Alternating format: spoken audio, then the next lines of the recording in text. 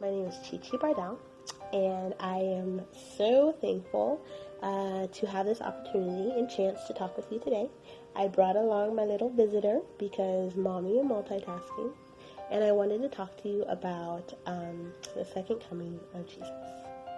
No man knows the hour or when it's going to happen, but it seems like in today's generation that the why is becoming less and less important also.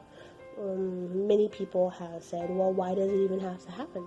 Why does there need to be a separation? Why can't all paths lead to God? And it led me to stumble on this really amazing YouTube video that actually compares a traditional Galilean wedding to what we see in the scriptures. From the acceptance of the bride through drinking from a symbolic cup after the dowry has been decided on, to the bridegroom going away or preparing a place or an add-on to his father's place for the family to, become one, to the very interesting fact that it's the father-in-law that decides when exactly the ceremony and the surprise celebration will be, and it's the bridegroom or the bride's job to be prepared throughout, no matter when, and he will let her know. And the very ending of once all that has arrived and the ceremonies happen, that they will go to a designated spot, shut the door, and no one who is not invited can come in, and no one who is invited wants to come out for 7 days, or I believe it's 7 days. But I strongly recommend this video. It's very informative and interesting, and it talks about the why. I want to talk to you about the who,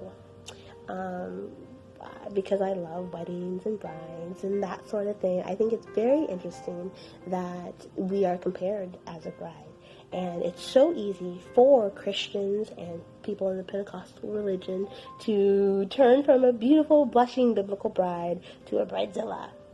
I'm not sure if you know the term bridezilla or if you've heard it, and if not, it basically means a woman or a bride who, through the stress of everything, starts to exhibit some not great behaviors, starts to have demands and just really become unpleasant. Does that mean that the bridezilla doesn't want to get married? Does that mean that the bridezilla doesn't believe in the groom or trust or love or any of that? No, it just means that when presented with some stressful situations, that beautiful blushing bride turns a little bit monster. Which honestly can be compared into the spiritual realm. We are the bride of Christ. We love God. We want God's word to be throughout the whole world. That's our commission. But as the day approaches, times will get more stressful and more dark.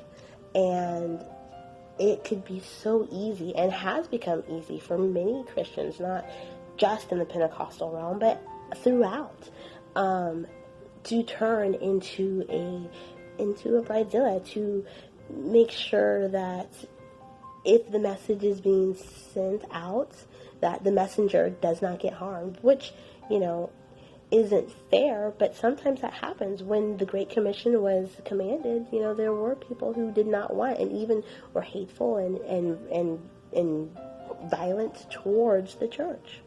But it's our job as the bride not to resort to bridezilla sort of behavior, but instead hold on to the fruits of the Spirit that God has so lovely laid out for us: joy and peace and patience and kindness. I'm going to juggle real quick and hopefully not wake the baby. In Matthew, in John 8 and 12, God asks us, commands us, wants us to be the salt of the world. But so often I'm hearing from people that I've been talking to, people who want to come into church, that the salt has left a really bad taste in their mouth, from negative, hateful spews to relentless and unkind behavior to passive-aggressive comments made by the bride. Not our church. Our church is wonderful and loving and accepting, but it's so important in my day to day to make sure that I don't confuse my importance of being right for God and sharing God's facts in the gospel, making sure that I do that in a way that He is proud. He commands us to be as wise as serpents, but as gentle as doves. It is our job to educate ourselves in Christ, in the Bible, and in world events. Now, it does not mean that we need to be consumed. It does not mean that that's what we eat, live, and breathe. We should be eating, living, and breathing the Word. But it doesn't mean that we can just put blinders on and say, oh, hey, nothing's going on and my life is wonderful. That's not what God's asking us. He wants us to be wise. He wants us to choose where we're getting our information from. And here's just a wonderful hack.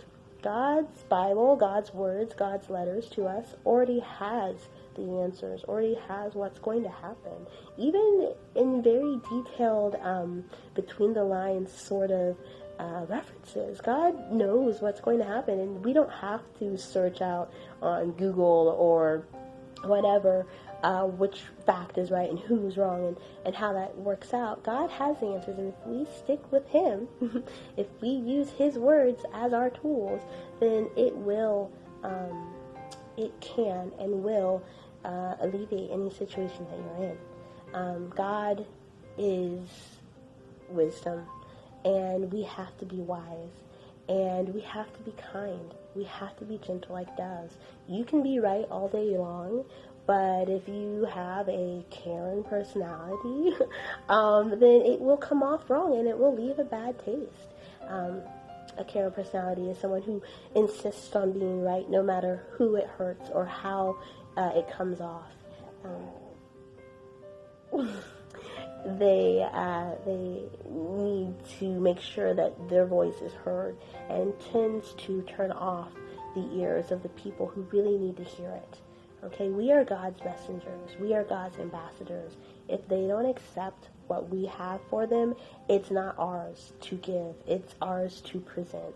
So we can't take it as a personal offense and get on our computers and tippity-tappity and just make, a Bridezilla of ourselves. We have to do nothing in love, even if it means being silent when others are wrong, and waiting for a time more personal or more private or after prayer to maybe lovingly correct someone who is on the edge or who doesn't understand or whatever's going on, because there's a spectrum of spiritual needs out there, and we have to be attentive to that. We can't just, put on our armor and march through like a bull in a china shop. We have to be kind as doves, and because that's what God commands us to do. We have to carry the fruits of love and joy and peace and patience. There have been so many times where I have typed something out and then erased and prayed and, let God lead me and correct me and check me, because, we might think that we're right and God might have a better version or a better way to express it. We have to be modest about how we present ourselves, and not just in standards, but in our personalities and in our behaviors. And we have to use self-control and charity, which is love. We have to do all things through love. I was just in a group message where they talked about the realization of we have to just love people back to God. That is so important, and that is what the world really needs today. A firm foundation in Christ that is presented through love and understanding and just really a connection to others, so that we can be, as the swords talked about many, many months ago, a conduit for Christ to flow through us. So that is how I plan on staying a bride and not a bridezilla, even when things are really stressful and really hard, because it's going to get hard. It's going to get harder, and luckily we have a wonderful wonderful opportunity to share God's love with the world and to prepare ourselves as a bride for Him, and to make sure that we are with Him forever in heaven. So thank you so much for this time that you have spent, and I hope you have a wonderful rest of your day. Thank you.